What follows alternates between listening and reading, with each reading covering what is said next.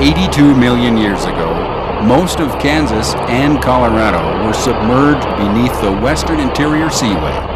It was a shallow sea, much like today's Mediterranean, stretching from the Gulf of Mexico all the way to the Arctic, covering most of what we know today as the Great Plains. In some ways similar to today's oceans, but in many ways dramatically different, the western interior seaway was the most dangerous ocean the Earth has ever seen.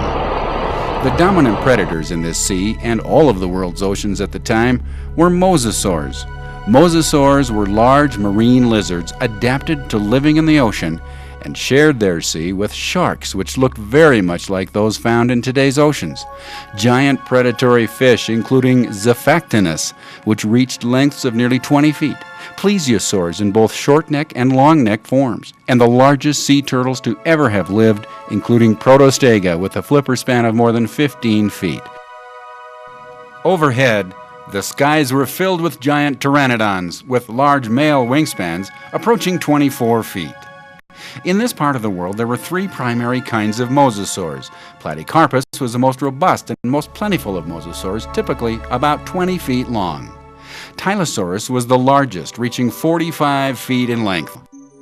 Cladastes was the smallest of the three, and it had a slightly different body plan, probably was a surface dweller, while Platycarpus and Tylosaurus went deep diving for their food. Here, a human skeleton is shown for scale, although we weren't around during the reign of the mosasaurs. All three of these mosasaurs are on display, and new specimens are being prepared in the lab here at the RMDRC. Look closely at a mosasaur skull, and you will see an extra set of teeth in the palate. These are called pterygoid teeth. You can see them under the orbit in this beautiful line drawing of a Cladastes skull. When the animals died, the soft and easily disturbed chalk preserved many of those carcasses that settled to the sea floor. Eventually, mountain building to the west caused the continent to rise, and the sea disappeared. The entombed skeletons began to erode away, and that's why we find mosasaur skeletons in Kansas and Colorado. The chalk from this ancient seafloor, known as the Niobrara, slowly erodes away along the drainage systems of rivers and streams, exposing and eventually destroying the fossil skeletons nature has preserved. Professional collectors from the Rocky Mountain Dinosaur Resource Center explore among these chalk outcrops to find and collect the skeletons that will be prepared, molded, and cast in our lab. And we don't always get where we're going. Traveling across some rugged terrain without roads has its hazards. And sometimes we even find the rarest of fossils in the smallest of chalk outcrops. Dr. Dersler found a rare toothed diving bird known as Hesperornis in this tiny outcropping of chalk.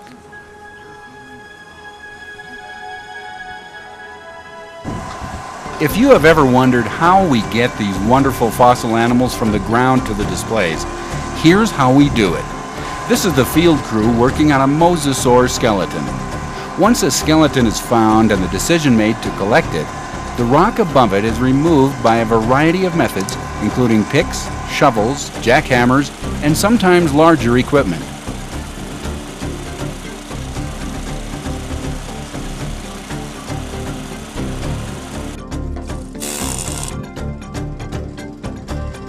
The closer to the bone layer we get, the smaller the tools we use.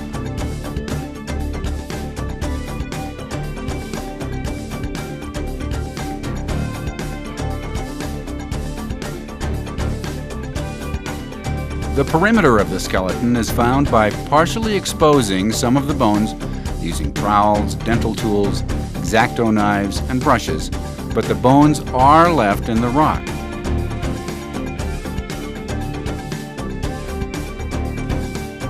Specialized glues are put over the exposed bone to penetrate and preserve them.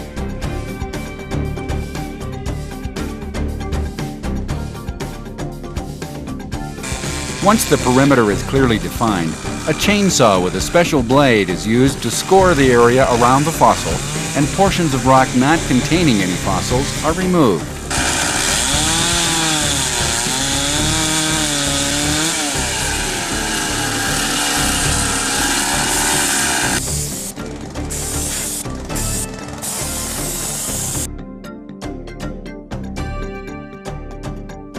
Aluminum foil is then placed over any exposed bone.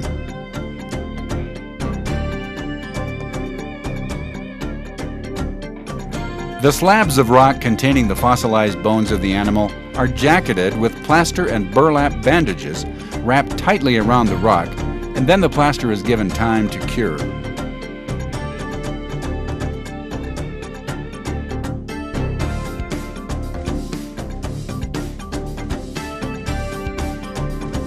Once the plaster and burlap jacket hardens, the jacket is carefully flipped over for transport back to Woodland Park.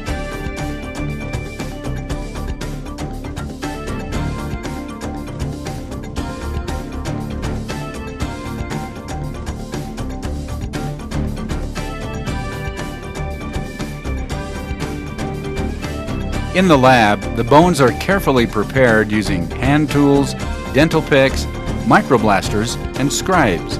Additional glues are applied, and in most cases, the individual bones are removed completely from the rock.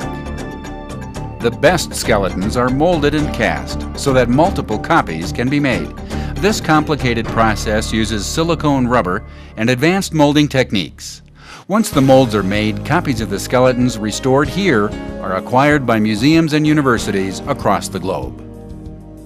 Whether you are visiting the American Museum of Natural History in New York City, the Los Angeles County Museum of Natural History, the Humboldt Museum in Berlin, or the National Science Museum in Tokyo, our work is on display. In fact, we have supplied nearly 150 museums around the world with both cast or original skeletons that were assembled right here at the Rocky Mountain Dinosaur Resource Center. Thank you for visiting us.